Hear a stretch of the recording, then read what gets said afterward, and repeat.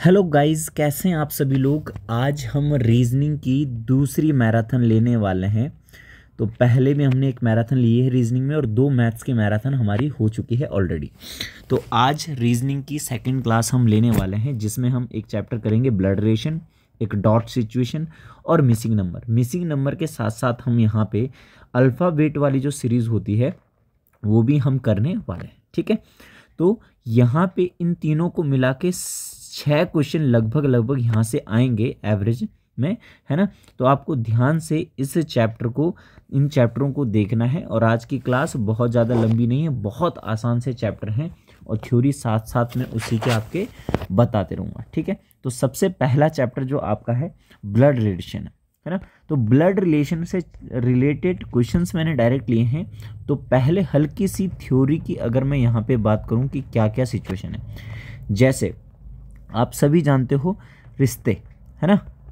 रिश्ते, जो रिश्ते होते हैं ये आपको पता होनी चाहिए। मतलब ऐसा नहीं होना चाहिए कोई कि हाँ भाई मेरे जो मम्मी के पापा होंगे या फिर जो मेरे मम्मी के भाई होंगे, मम्मी के भाई के बच्चे होंगे, मेरे क्या लगते हैं, ये जिसे पता नहीं होगा तो उन बच्चों को थोड़ी दिक्कत आने वाली है। तो पहले घर में सबसे पता कर लें कौन क्या क्या लगता है, कैसे लगता है। ठीक है, तो यहाँ पे जनरेशन की अगर मैं बात करूँ कि एक टाइम में, यानी अपने कोई एक पूरा कंप्लीट जीवन काल में कोई भी कितनी पीढ़ियां देख सकता है, मतलब सारी पीढ़ी आपके पास होनी चाहिए उस समय। ऐसे नहीं कि कोई मतलब लंबा हिसाब चलना चाहिए ज़्यादा, है ना। तो जैसे मान करो तो 5 पीढ़ियों की बात यहाँ पे किसी को ध्यान रहती है। ध्यान इन द सेंस कि मतलब वो एक साथ 5 पीढ़ियों को देख सकता है। अब कौन सी वो 5 पीढ़ी है ये देखेंगे ध्यान से। सबसे पहले बात करूं मैं अगर, तो मैं, है ना, हिंदी में इसे लिख लेते हैं ताकि ज़्यादा अच्छे से क्लियर हो जाए। सबसे पहले बात करूं मैं, मेरी जनरेशन में यहाँ पे वाइफ हो सकती है ना, मेरी वाइफ। ब्रदर हो सकता है, ठीक है, ब्रदर सिस्टर हो गए, ठीक है, कजन्स हो गए, ठीक है, कजन्स हो गए। ये सब मेरी जनरेशन में रहते हैं।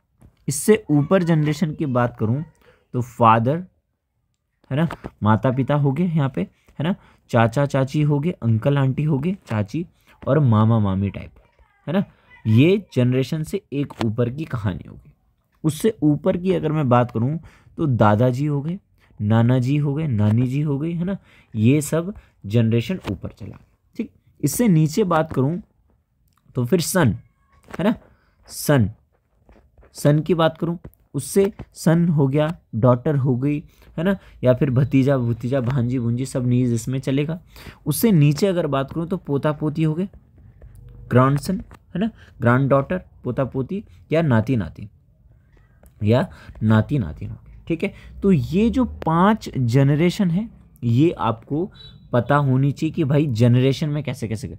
अब इसको जब भी क्वेश्चन ABCD की फॉर्म में आता है, ABCD की फॉर्म में आने का मतलब क्या है भाई, कि जैसे यहाँ पे क्वेश्चन है A B की बहन है और C की पत्नी है, इस टाइप से, है ना। तो यहाँ पे ऐसी कंडीशन जब आएगी तो आपको एक ट्रिक मैं बताऊंगा जो यहाँ पे आपको ध्यान रखनी है कि सिंबल का यूज़ आप कैसे करोगे।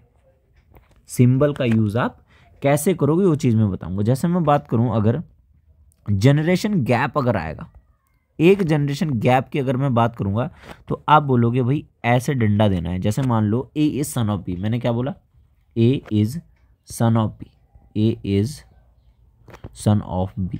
तो आप क्या लिखोगे, A जो है B का सन है, तो ये वाला डंडा लगा दिया मैंने।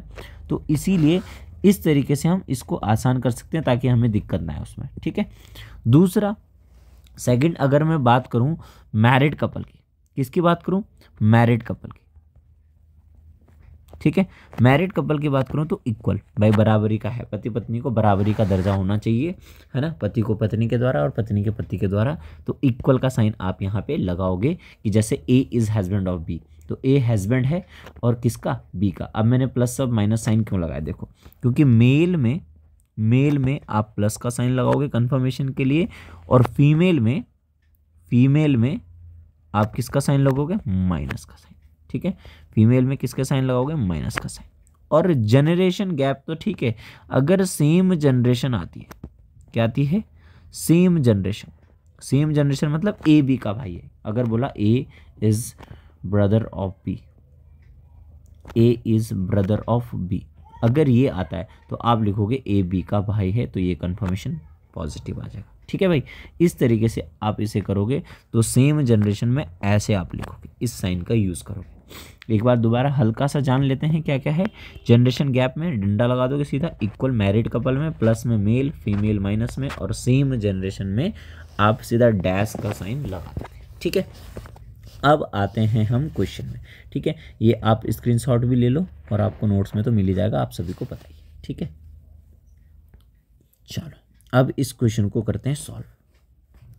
ए इज सिस्टर ऑफ बी, तो आपने सीधा सीधा लिखा ए बी की सिस्टर है, तो सिस्टर है फीमेल होगी, सीधी सीधी सी बात है ना।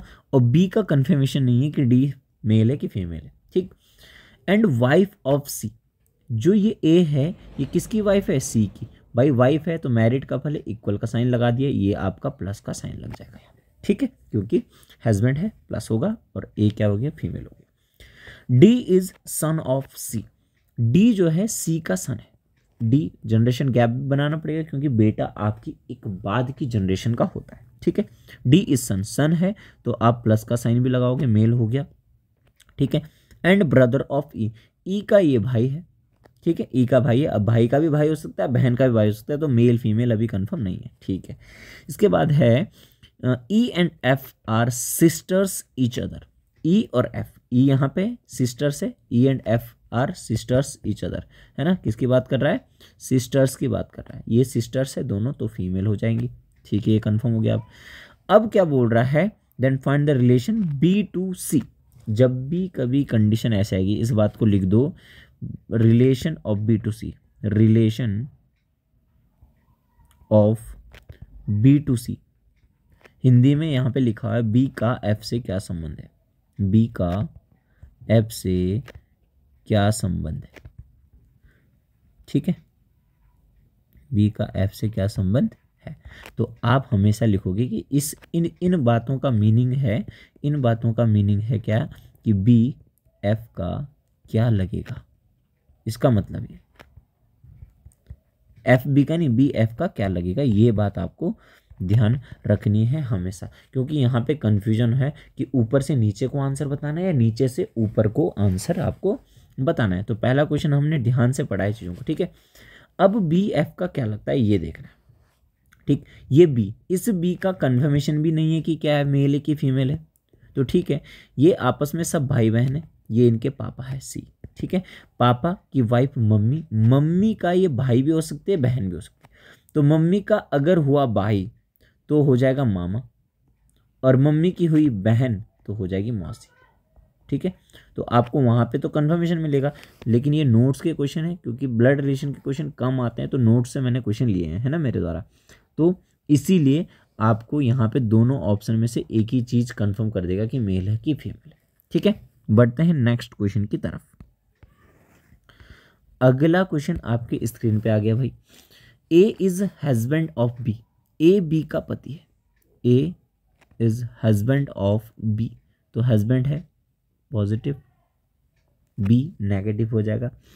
And father of C, A C का पिता भी है ना। ठीक है, पिता हो गया तो जनरेशन गैप आ गया।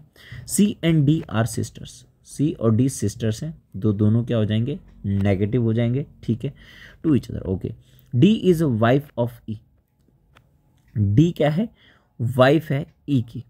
ठीक है, ई की वाइफ है, तो भाई जनरेशन गैप तो है नहीं, बट मैरिड कपल हैं, तो ई की वाइफ है तो ई क्या हो जाएगा, पति हो जाएगा, तो पॉजिटिव हो जाएगा यहाँ पे, है ना। ई क्या हो जाएगा आपका, पॉजिटिव साइन लग जाएगा। तो ई का बी से क्या संबंध है, मतलब ई बी का क्या लगेगा। तो भाई ये इसकी बेटी हो गई, ये भी बेटी हो गई, तो भाई ये दामाद जी हो गए, है ना। आप बोल सकते हो सन इन लॉ, क्या बोल सकते हो, सन इन लॉ। ठीक है, बहुत सिंपल है, दामाद जी यहाँ पे आंसर हो जाएगा। ठीक है, question number 3, A is husband of A, A is husband of A नहीं, A is husband of B. यहाँ पे थोड़ी प्रिंटिंग मिस्टेक और की, यहाँ पे आप बी कर दोगे। ठीक है, तो इसको थोड़ा मैं सही कर देता हूँ, ए इज हस्बैंड ऑफ बी यहाँ पे आप लिखोगे। ठीक है भाई, इंग्लिश में मिसप्रिंट हो रखा है थोड़ा। तो A is husband of B and brother of C. A is husband of B, तो हस्बैंड में पॉजिटिव और वाइफ में नेगेटिव, ठीक है। एंड ब्रदर ऑफ सी, ये सी का भी भाई है, ठीक है। फिर बोल रहा C is sister of D. C sister है किसकी? डी की। सी सिस्टर हो जाएगी नेगेटिव। डी की बहन है, भाई की बहन है या बहन की भाई, ये कंफर्म नहीं है। जबकि ई डी की बहन है। ई जो है डी की बहन है।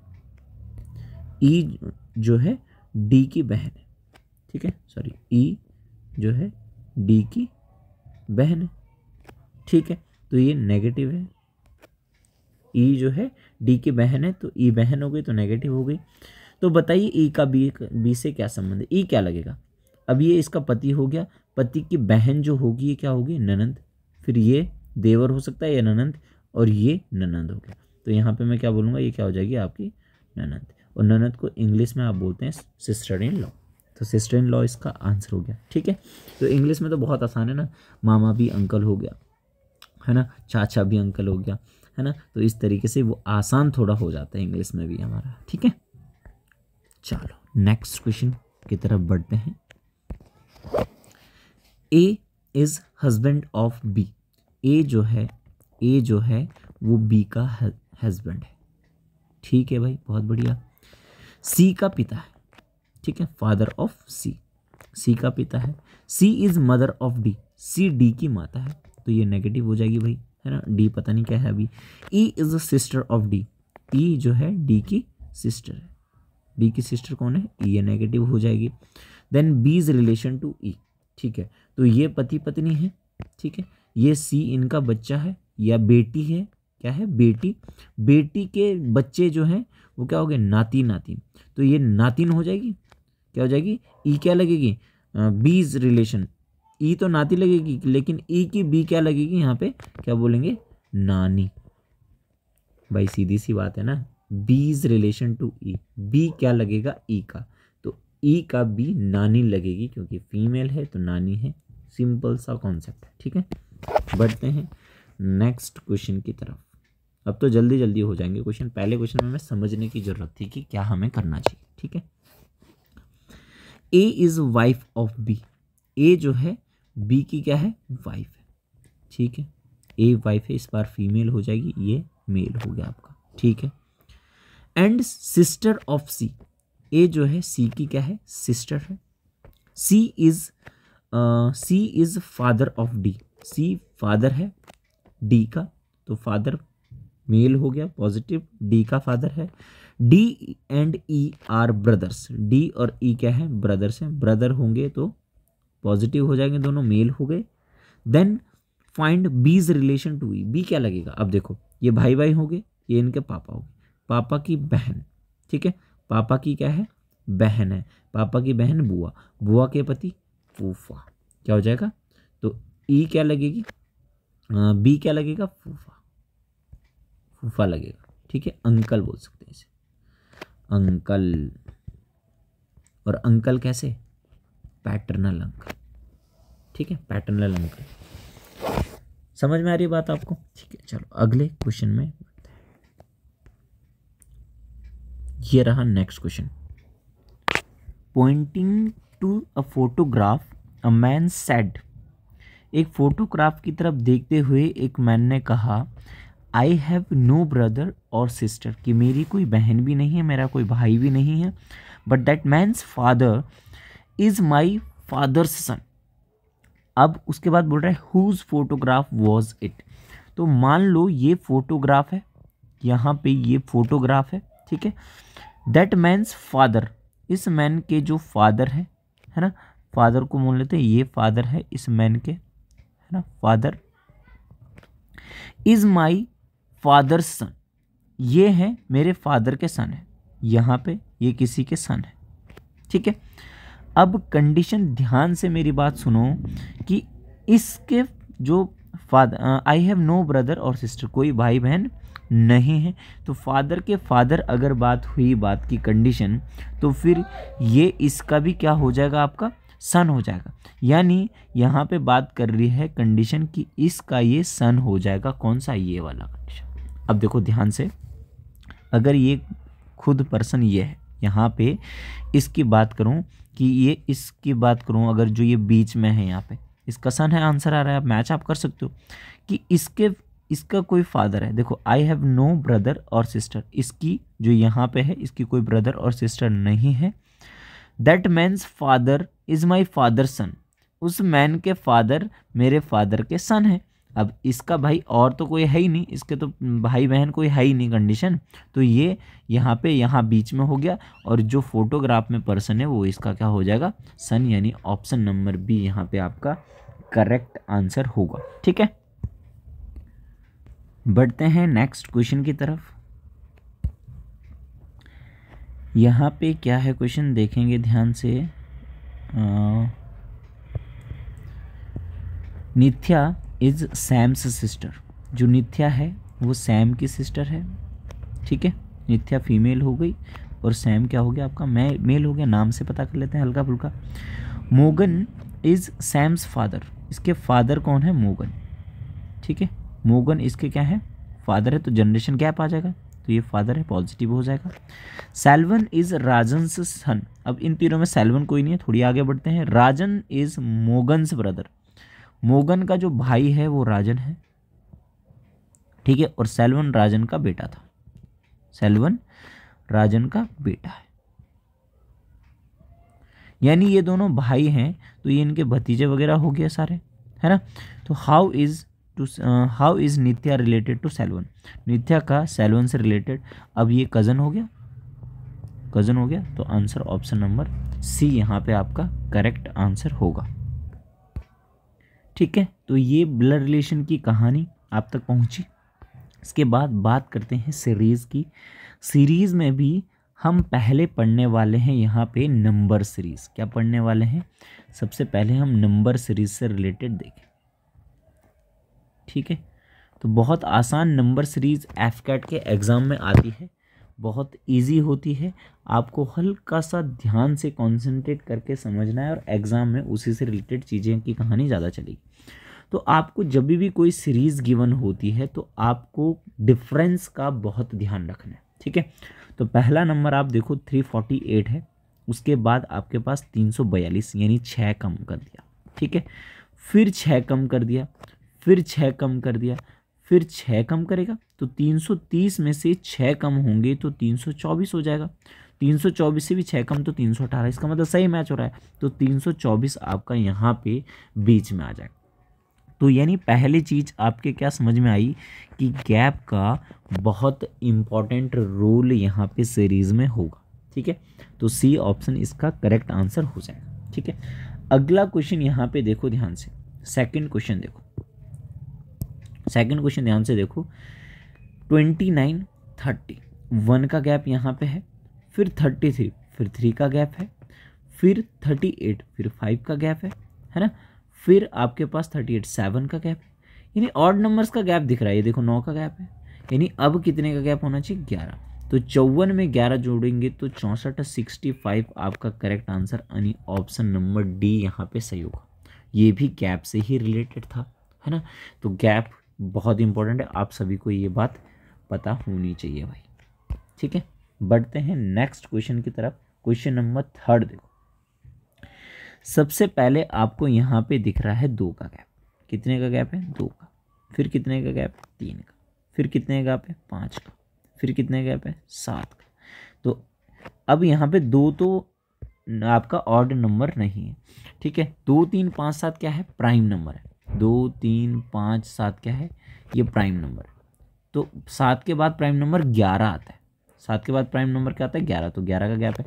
11 के बाद प्राइम नंबर कितना आता है, 13 आता है, तो 30 + 13 ही नेक्स्ट नंबर होगा आपके पास, यानी 43 आपका करेक्ट आंसर, यानी ऑप्शन नंबर डी एकदम सही जवाब है।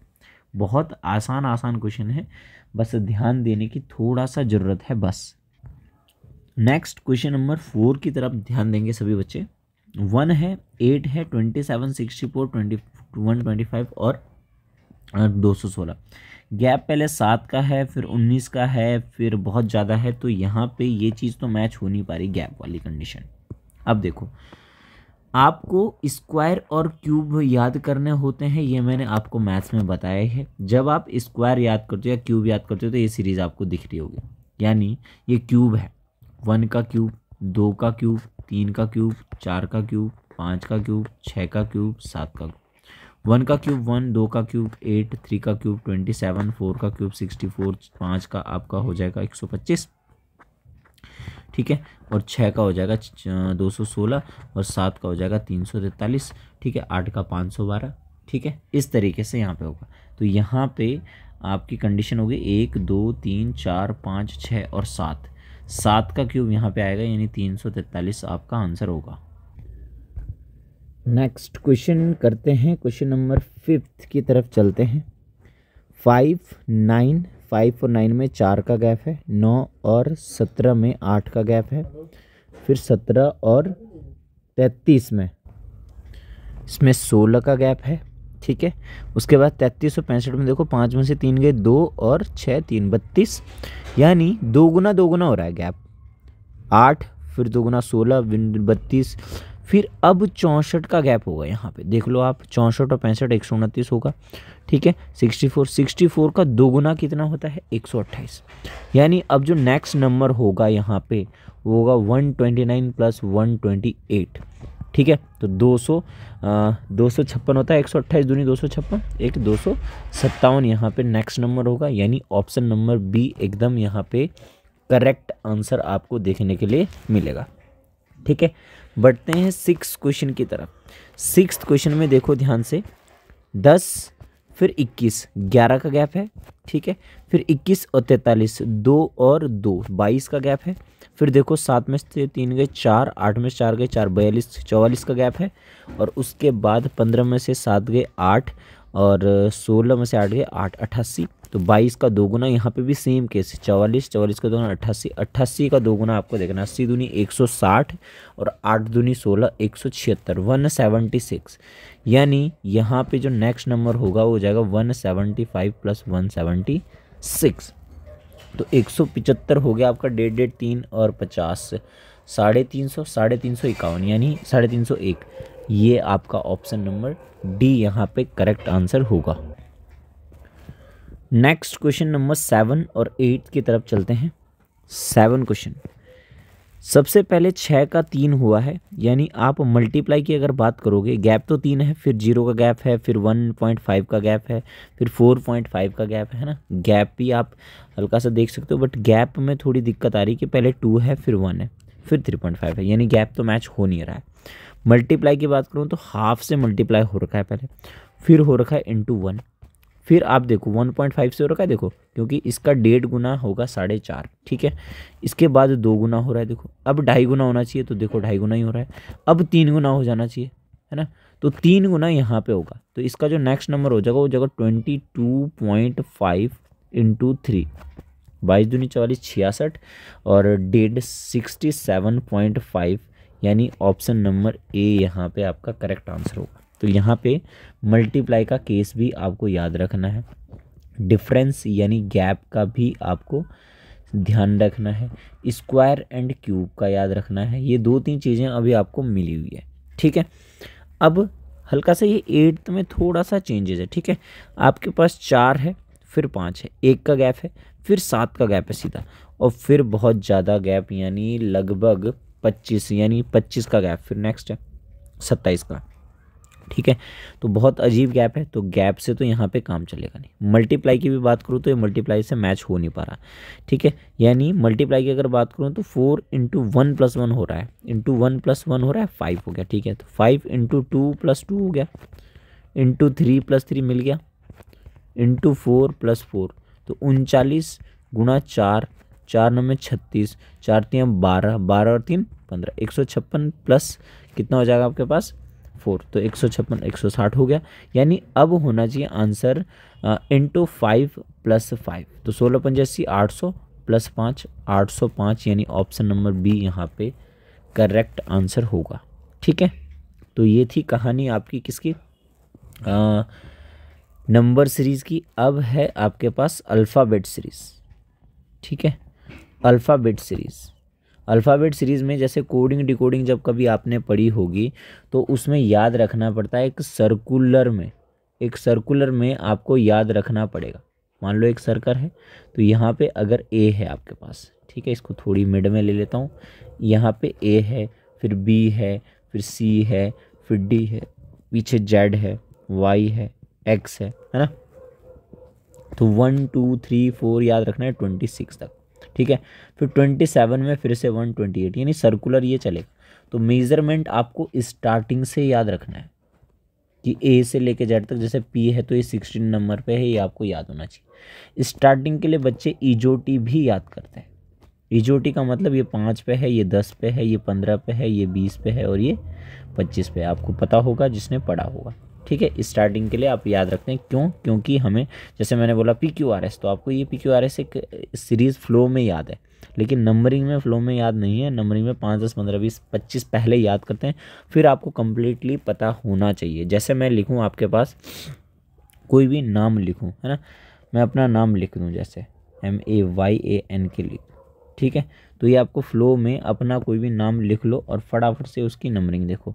जैसे ये आपके पास होता है 13वें नंबर पे, ये फर्स्ट नंबर पे होता है, ये 25, फिर A, फिर ये 14 नंबर पे होता है और ये 11 नंबर पे होता है। ये आपको नंबरिंग याद होनी चाहिए, ठीक है। नंबरिंग आपको एंड से भी याद होनी चाहिए, एंड से। जैसे मान लो P16 स्टार्टिंग से है, तो एंड से ये कितना होगा ये देखना है। तो 27 - 16 आपको करना है, 7 4 11वें नंबर पे होगा ये एंड से 27, यानी शुरुआत से जो उसकी नंबरिंग है वो 27 से आपको माइनस कर देना है, तो नंबरिंग उल्टे से आ जाएगी। जैसे मान लो 8th नंबर पे आपके पास H होता है, तो H उल्टे से कितने नंबर पे होगा, तो 27 - 8 यानी 19वें नंबर पे होगा। इस तरीके से आप इसे याद रखोगे, ठीक है। तो पहला जो आपके पास क्वेश्चन आपको दिख रहा है, तो इनकी नंबरिंग मेरे अकॉर्डिंग अगर चलें तो नंबरिंग से मैं ये सॉल्व करने की कोशिश करता हूँ हमेशा।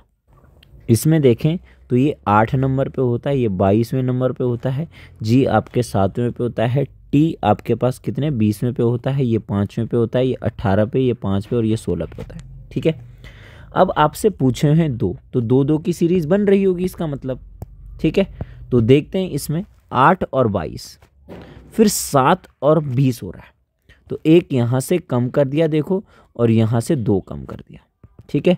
फिर देखो 7 फिर बाद 5 है ना, फिर क्या है आपके पास 5 18 का है, 5 18 सॉरी 5 नहीं है ये तो गड़बड़ है, 6 है भाई, ये कितना होगा 6, F कितने पे होता है 6, 6 18 हो गया, तो यहाँ पे भी 1 कम कर दिया, ठीक है। यहाँ पे 5 16 फिर 1 कम कर दिया, तो 5 से 1 कम 4 होगा, और 16 से इस वाली सीरीज़ में 2 2 कम हो रहे हैं, है ना। तो यहाँ से 2 कम होगा तो क्या हो जाएगा 14, तो 4 14, 4 पे होता है आपका D, है ना, 4 पे क्या होता है D और 14 पे होता है N, तो DN आपका आंसर होगा, ऑप्शन नंबर B करेक्ट है। यानी आपको अगर नंबरिंग से अल्फ़ाबेट और अल्फ़ाबेट से नंबरिंग याद है तो आप इजीली उसको कर पाओगे, ठीक है। क्लियर इतनी बात।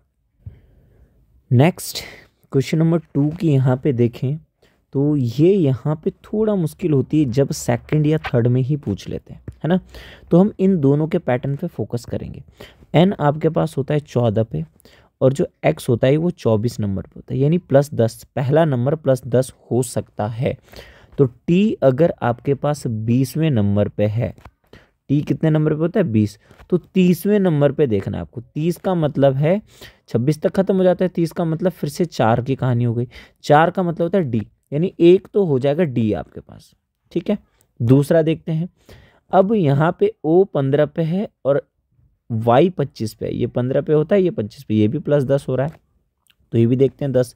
तो U आपके पास होता है 21 नंबर पे, 31 पे देखो आप, 31 का मतलब 27 26 तक खत्म, 5 6, 31 का मतलब 6, और 6 का मतलब आपके पास कितना होता है 31 का मतलब हो जाएगा आपके पास, सॉरी 5 5 हो गया ना, 26 के बाद कितना 5, तो 5 नंबर पे होता है E, तो DE यानी ऑप्शन नंबर D यहाँ पे करेक्ट आंसर होगा, ठीक है। बढ़ते हैं नेक्स्ट क्वेश्चन की तरफ। अगले क्वेश्चन में ध्यान देंगे, CPK FSN IVQ LYT, है ना, ये कंडीशन है। तो आप पहला नंबर देख लेते हैं पहले। ये तीसरे नंबर पे है, ये आपके पास 6वें नंबर पे है, ये आपके पास 9वें नंबर पे है, एल आपके पास 12 नंबर पे, यानी यहाँ का पहला नंबर 15 नंबर पे होगा। 3 का टेबल चल रहा है, साफ आपको दिख रहा है, ठीक है। 15 नंबर पे होता है आपके पास ओ, ठीक है। उसके बाद देखते हैं पी होता है 16 नंबर पे, एस होता है 19 नंबर पे, वी होता है आपका 22 नंबर पे। 16 3 19, 19 और 3 22, 22 और 3 25 पे वाई है। और 28 पे देखते हैं, 28 का मतलब हो गया 2, क्योंकि 26 तक खत्म हो जाता है। 28 का मतलब 2, 2 का मतलब बी हो गया आपका ओ बी। अब ओ बी वाई यहाँ पे ओ बी डब्ल्यू, अब देखते हैं कौन सा होता है। के का मतलब यहाँ पे कितना है भाई, के का मतलब कितना है 11, फिर है 14, यहाँ पे 3 का है, क्यू भी 17 पे है, ठीक है, टी 20 पे है, यानी अब 23 पे होगा, ठीक है। अब कितने पे होगा भाई, 23 पे होगा, 23 पे, है ना। तो W X Y Z U V W, यानी 23 पे होता है आपके पास डब्ल्यू वाला। तो ओ बी डब्ल्यू यानी ऑप्शन नंबर डी आपका करेक्ट आंसर होगा। अगला क्वेश्चन देखते हैं ध्यान से। ये क्वेश्चन बड़ा आता है भाई, ये एक क्वेश्चन डन मान के चलो, ये क्वेश्चन एक आना ही आना है। यहाँ पे जब भी इस टाइप का क्वेश्चन आता है, ये क्या बोल रहा है, which one set of letters when subsequently placed at the gaps in the given letter series shall completed, कौन सा यहाँ से सीरीज बनाएगा। तो ये वाले क्वेश्चन आपको हमेशा ऑप्शन से चेक ही करना पड़ेगा, और कोई अदर ऑप्शन यहाँ पे नहीं होता है, ठीक है। सबसे पहले ये मैं अगर रखूँ यहाँ पे, तो ए बी, ठीक है, फिर है गैप, फिर है डी, फिर है गैप, फिर ए बी ए है, फिर है गैप, ठीक है। तो एक काम करता हूँ, मेरे पास तो स्क्रीन है, यानी मैं तो यहाँ पे डायरेक्ट रख सकता हूँ कि पहले वाले में ए हो गया, दूसरे वाले में एन हो गया, तीसरे वाले में डी हो गया, चौथे वाले में ए, पाँचवें वाले में भी ए हो गया। क्या ये कोई सीरीज़ बना पा रहा है या नहीं बना पा रहा है, सिर्फ इतना आपको चेकआउट करना है। ए बी ए डी, ठीक है, A B A D N, double A B A D, ठीक है, double A B A D A N, ठीक है, फिर double A B A D A N double A, वही सेम बन रहा है। क्या बन रहा है, सेम कंडीशन क्या बन रही है, A B A D N A, ठीक है भाई। तो A B A D N A, ठीक है, A B A D N A B A D N A, यहाँ तक एक सीरीज पूरी बन पा रही है आपकी। देखो A B A D N A, ये एक हो गया complete. A B A D N A, यानी पहला ही ऑप्शन मैच हो गया भाई। अब ए बी है, ए डी एन ए आप यहाँ पे ए डी एन ए आप अलग से लिख सकते हो, क्योंकि ये सीरीज़ तो ये आगे बढ़ रही है, तो डॉट डॉट डॉट डॉट लिख सकता है, आप कहीं तक भी लिखो। तो पहला ही ऑप्शन यहाँ पे मैच हो जा रहा है, ठीक है। अगला क्वेश्चन देखते हैं, यहाँ पे क्वेश्चन नंबर 5 की तरफ चलते हैं, ठीक है। तो यहाँ पे कंप्लीट करनी है सीरीज सिंपली।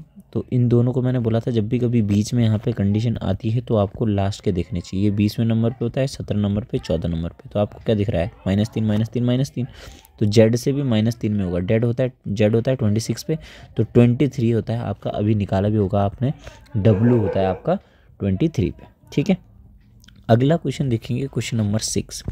ए होता है 1 पे, ये होता है 9 पे, पी 16 पे और वी 22 पे होता है, और ए आप 27 बोल सकते हो, है ना। तो आप देख रहे हो +8 हो रखा है। सबसे पहले कितना हो रखा है, +8, फिर कितना हो रखा है, +7, फिर कितना हो रखा है, +6, फिर कितना हो रखा है, +5। अब कितना होगा, +4 आपका आंसर हो जाएगा। 27 4 कितना हो गया, 31। 31 का मतलब हो गया 26 तक खत्म हो जाता है 5, और 5 का मतलब होता है आपके पास ई, यानी ऑप्शन नंबर सी एकदम सही आंसर होगा क्वेश्चन नंबर 6 का, ठीक है। इसके बाद बढ़ते हैं क्वेश्चन नंबर 7 की तरफ, ठीक है। यहाँ पे बात करूँ वाई की, तो वाई होता है आपका 25वें नंबर पे, ठीक है, डब्ल्यू 23वें नंबर पे, और आपके पास यू वी यानी ये 21 नंबर पे होता है, और यहाँ पे एस 19 नंबर पे होता है, यानी -2 हो रहा है। तो एस से 2 कम हो जाएगा क्यू, तो क्यू यहाँ पे है, यहाँ पे नहीं है, रिजेक्ट हो गया। यहाँ पे है, ये भी रिजेक्ट हो गया। अगला नंबर ओ है, यहाँ पे एल है, तो दूसरे नंबर से ही हमें पता चल जाएगा। ई आपका 5वें नंबर पे है, ई कितने नंबर पे, 5वें नंबर पे। एफ आपका ई के बाद, एफ के बाद 6वें नंबर पे यही होता है, ठीक है। एच आपका 8वें नंबर पे होता है, ठीक है। और के आपके पास 11वें नंबर पर होता है। यानी यहाँ तो +1 हो रहा है, फिर +2 हो रहा है, फिर +3 हो रहा है, अब क्या होगा भाई, +4 होगा। यानी 11 में 4 जोड़ेंगे तो 15 नंबर पे आएगा और 15 नंबर पे होता है आपके पास O। यानी ए ऑप्शन सही होगा। कौन सा ऑप्शन सही होगा, ए होगा। यहाँ पे सी भी रिजेक्ट लिस्ट में आ चुका है। ठीक है, नेक्स्ट क्वेश्चन है आपके पास, अगेन फिर से आ गया। ये आपका भाई होमवर्क है, ये आपका होमवर्क है और इसका आंसर मुझे आप कमेंट करोगे।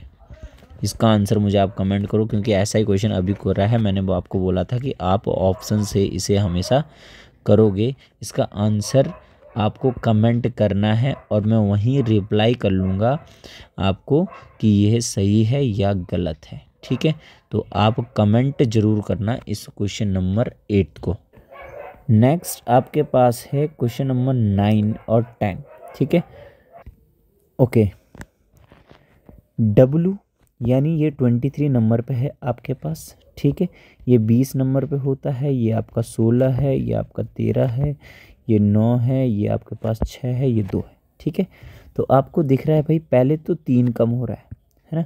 पहले क्या है, यहाँ पे ध्यान से देखना, पहले -3 हो रहा है, फिर आपके पास -4 हो रहा है। ठीक है, फिर 16 में से 13 बचे तो -3, और यहाँ पे 13 में से 9 गए तो -4, फिर -3, फिर -4, फिर -3 -4 होगा।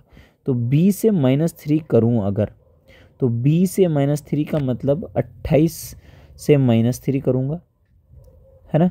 28 से -3 करूँगा, ये आगे बढ़ाना पड़ेगा क्योंकि 0 में नहीं जाना चाहिए ना। ठीक है, तो यहाँ पे 25 हो जाएगा। 25 का मतलब y वाला पोर्शन, तो ये वाला है, ये वाला है, 2 है। ठीक है, उसके बाद अगला जो हो जाएगा y से -4 करना पड़ेगा भाई, यानी 25 - 4 21, तो यू वी यानी सी ऑप्शन आपका एकदम करेक्ट आंसर होगा। ये वाला देखना है आपको, यानी ये पैटर्न आपको फॉलो करना है। अगर अब देखो यहाँ पे एक कंडीशन आई थी बी से करना था आपको -4 या -3 करना था। क्या करना था, -3 बाई बी तो खुद ही 2 पे होता है, तो आपको करना था -3। तो बी को लिख दो 28, 26 के बाद वाला जब बी का नंबर आता है, तो सर्कुलर में बताया था आपको कि ये 26 के बाद 27वें पे होता है, 28वें पे भी होता है। तो 28 से -3 मैंने किया, ये चीज़ आपको यहाँ पे समझने लायक थी। ठीक है, जो क्वेश्चन नंबर 10 है, ये यहाँ पे बहुत ज़्यादा इम्पॉर्टेंट रोल इसका है, बहुत ज़्यादा इम्पॉर्टेंट रोल इसका है। क्यों, क्योंकि ऐसी सीरीज़ अगर आएगी तो थोड़ा मुश्किल बढ़ सकती है।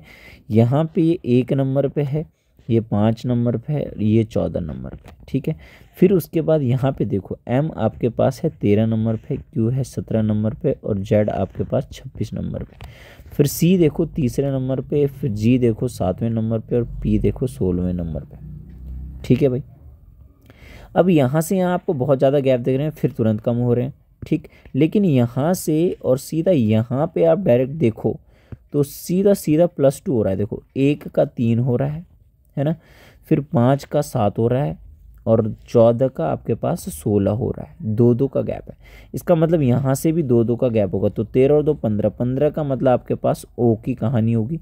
तो या तो ऑप्शन नंबर ए में ये है ना, ये ऑप्शन नंबर ए में। अच्छा, इसको थोड़ी स्टॉक टाइप कर लेते हैं, छोटा सा कर लेते हैं ताकि यहाँ से मिट जाए, है ना, ये वाले पोर्शन से। ठीक है, तो यहाँ पे ओ एक पहले नंबर पे है और एक लास्ट नंबर पे, तो 2 तो रिजेक्ट लिस्ट में जा चुके हैं। ठीक है, फिर एस और टी की कहानी थी, है ना, एस और टी सेकंड वाले में है। तो आपके पास 17 और 2 कितना हो गया, 19 का मतलब एस, यानी ऑप्शन नंबर ए यहाँ पे करेक्ट आंसर आपको मैच होने में दिख रहा है। ठीक है, क्लियर है। तो ये थी अल्फ़ाबेट सीरीज़। अल्फ़ाबेट सीरीज़ आपकी यहाँ पे कंप्लीट हो चुकी है। अब हम कुछ क्वेश्चन करेंगे डॉट सिचुएशन के।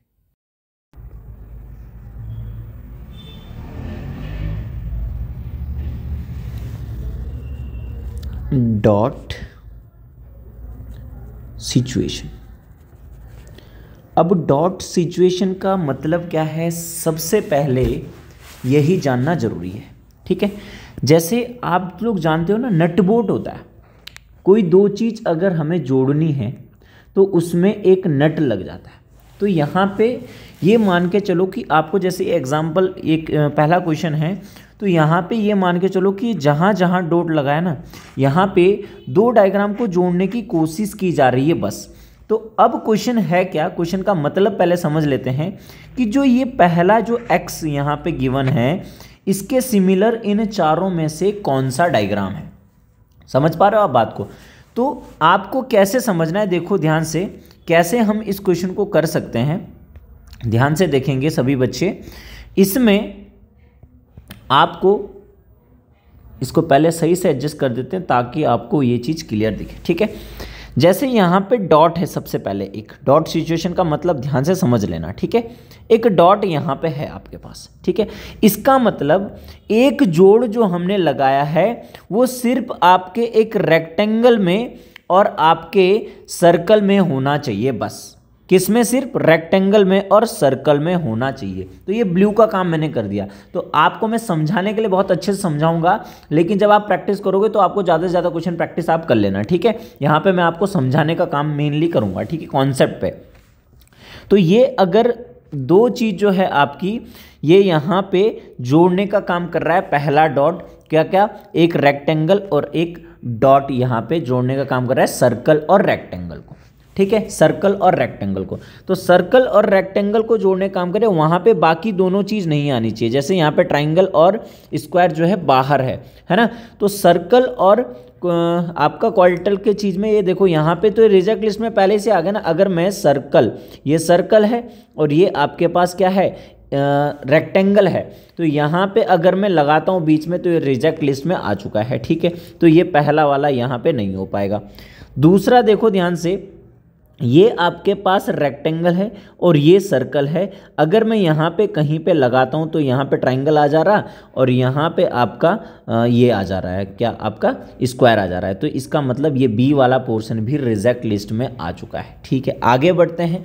तीसरे में देखो, ये आपका है रेक्टेंगल और सर्कल दूसरा है ये वाला, ठीक है। तो अगर यहाँ पे मैं लगाता हूँ बाहर तो यहाँ पे बात बन सकती है।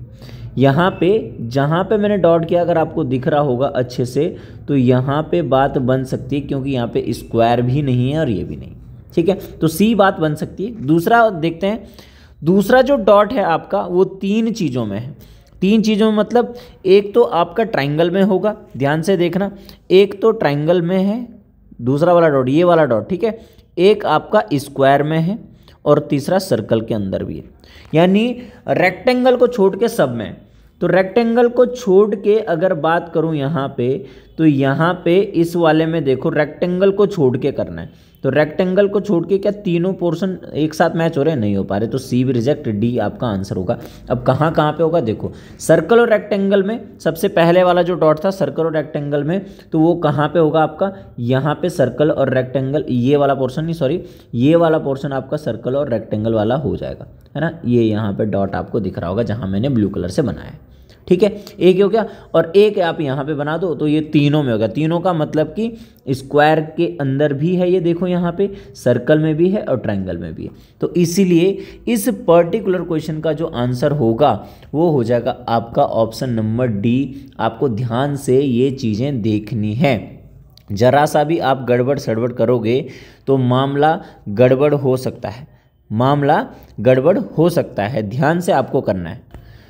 नेक्स्ट क्वेश्चन यहाँ पे देखते हैं हम, नेक्स्ट क्वेश्चन की तरफ चलते हैं। दूसरा क्वेश्चन यहीं पे है, ध्यान से इसे देखेंगे, समझने की कोशिश करेंगे। यहीं पे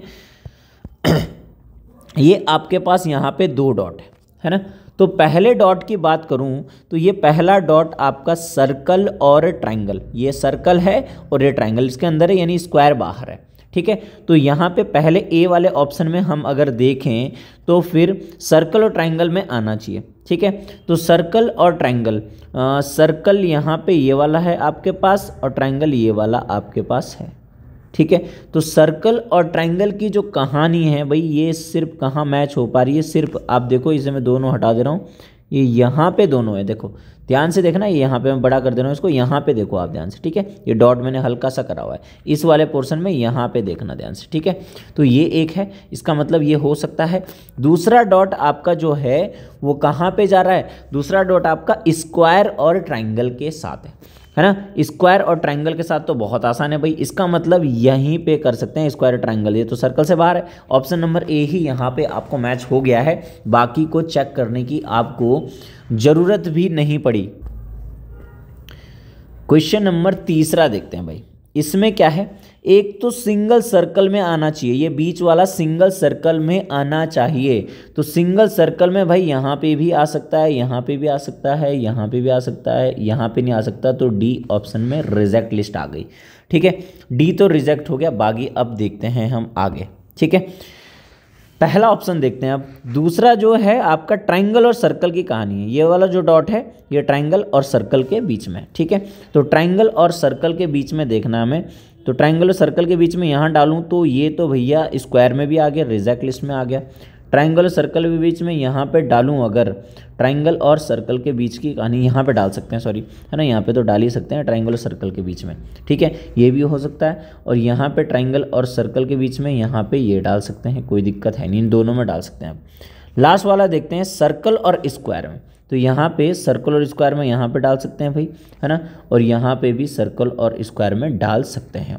ठीक है, तो ये कंडीशन है, यानी दो दो कंडीशन यहाँ पे सेटिस्फाई हो रही है भाई। लेकिन आप इन दोनों में देखो बीच में सर्कल होना जरूरी है, यहाँ देखो बीच में सर्कल जरूरी है ना, तो बीच में सर्कल यानी ऑप्शन नंबर सी एकदम करेक्ट आंसर होगा। तो सब को हटा के ऑप्शन नंबर सी में हम मार देते हैं टिक। समझ पा रहे हो आप, तो ऑप्शन सी आपका सही आंसर होगा। तो ये चीज़ें भी आपको चेक करनी पड़ेगी। नेक्स्ट क्वेश्चन है आपका क्वेश्चन नंबर 4। ठीक है, तो क्वेश्चन नंबर 4 में आप देख रहे हो कि एक तो आपका ट्रायंगल और स्क्वायर में होना चाहिए, है ना, तो ट्रायंगल और स्क्वायर में होना चाहिए, सर्कल वहाँ पे नहीं होना चाहिए। तो यहाँ ट्रायंगल और स्क्वायर में यहाँ पे कर सकते हैं, सॉरी ट्रायंगल और स्क्वायर में यहाँ पे अगर करेंगे तो ये तो रिजेक्ट लिस्ट में आ जाएगा भाई, क्योंकि यहाँ पे सर्कल भी आ रहा है बीच में। ठीक है, तो पहला तो रिजेक्ट लिस्ट में आ गया। दूसरा ट्रायंगल और स्क्वायर, है ना, तो ट्रायंगल और स्क्वायर में करते हैं तो यहाँ पे सर्कल भी आ गया, तो गलत हो गया। फिर ट्रायंगल और स्क्वायर की कंडीशन यहाँ पे अप्लाई करते हैं। अब ट्रायंगल और स्क्वायर में करें यहाँ पे भी, तो यहाँ पे भी सर्कल आ रहा है, ये भी रिजेक्ट लिस्ट में आ गया। ठीक है, तो ट्रायंगल और यहाँ पे स्क्वायर यहाँ पे आ सकता है एक, और ट्रायंगल और सर्कल यहाँ पे एक आ सकता है, तो ये दो चीज़ें मैच हो रही है। ठीक है, इतना तो क्लियर है। अब इन दोनों में से देखते हैं कौन सा हमें रिजेक्ट करना चाहिए। अब जो डॉट है एक तीनों पे लगेगा, ठीक है, एक कहाँ पे लगेगा, तीनों पे, तो इनका तीनों का कॉमन पॉइंट या इन तीनों का कॉमन पॉइंट ये देखना हमें कि क्या हो सकता है। तो यहाँ पे तो तीनों का कॉमन पॉइंट साफ नज़र आ रहा है, लेकिन यहाँ पे तीनों का कॉमन पॉइंट नज़र नहीं आ रहा है, तो ऑप्शन नंबर डी एकदम सही जवाब है। तो सब को हटा के ऑप्शन नंबर डी में हम टिक मार लेते हैं इजीली। नेक्स्ट लास्ट क्वेश्चन आपके इस आज की क्लास का और डॉट सिचुएशन का हम प्रैक्टिस कर रहे हैं, उसके बाद आप बहुत सारी प्रैक्टिस अपने तरीके से अपनी कोई सी बुक से कर सकते हो या प्रीवियस ईयर बुक से कर सकते हो। ठीक है, तो पहला यहाँ पे दो डॉट आपको दिख रहे हैं, तो ये जो डॉट है ये वाला अगर मैं पूरा पहले मिटा दूँ तो पहला वाला ये वाला जो डॉट है ये सिर्फ और सिर्फ सर्कल में लगा हुआ है, तो सिर्फ और सिर्फ यहाँ भी सर्कल में लग सकता है, सिर्फ सर्कल यहाँ भी लग सकता है, यहाँ भी लग सकता है, यहाँ नहीं लग सकता, तो ये वाला तो रिजेक्ट लिस्ट में आ गया है। अब बाकी तीनों को देखने की कोशिश करते हैं। दूसरा जो आपका डॉट है ये वाला सेकंड वाला जो डॉट है ये लग रहा है आपका सिर्फ ट्रायंगल और सर्कल में। किस में लग रहा है, सिर्फ ट्रायंगल और सर्कल में लग रहा है ना, तो ट्रायंगल और सर्कल, है ना, तो ट्रायंगल सर्कल यहाँ पे तो मैच हो नहीं रहा भाई, ये तो ट्रायंगल अलग है सर्कल अलग है, बिल्कुल अलग ये दोनों। ठीक है, ट्रायंगल और सर्कल यहाँ पे भी ट्रायंगल और सर्कल में कहीं मैच करें तो उसके अंदर कहीं पे भी इस वाले पोर्शन में आपका आ रहा है, स्क्वायर भी आ रहा है, तो बी वाला पोर्शन भी यहाँ आपका रिजेक्ट लिस्ट में आ चुका है। तो भाई कौन बचा है, सिर्फ सी तो बचा, यही आंसर होगा, चेक करने की ज़रूरत नहीं। ठीक है, तो उम्मीद है आप लोगों को बहुत बढ़िया क्लास लग रही होगी। तो अपने तरीके से हमने तो 100% दिया है, आप भी अगर अपने लिए अपना 100% दे दें तो भैया बात बन जाएगी, इजीली बात बन जाएगी, आप अच्छे मार्क्स स्कोर कर सकते हो, कोई दिक्कत नहीं। और इसी बार जो है आप सेलेक्ट हो सकते हो। तो जब भी आप चाहो सिलेक्शन आपके हाथ में होता है, लेकिन आपको लगना पड़ता है, अपने 100% आपको देना पड़ता है। ठीक है, तो क्लास आपको कैसी लगी ये आपको कमेंट बॉक्स में कमेंट करना है। और कोई भी दिक्कत हो तो आप इस नंबर व्हाट्सअप नंबर पे जो आपकी स्क्रीन पे बार बार आता ही रहता है, यहाँ पे कोई भी क्वेरी पूछ सकते हो। बाकी कैसी आपको क्लास लग रही है तो फीडबैक आपको देना ही है, चैनल को सब्सक्राइब करना है और आपको लोगों को भी भेजना है, ताकि कोई भी जो गरीब बच्चा उस तक भी ये हेल्प पहुंच जाए, है ना।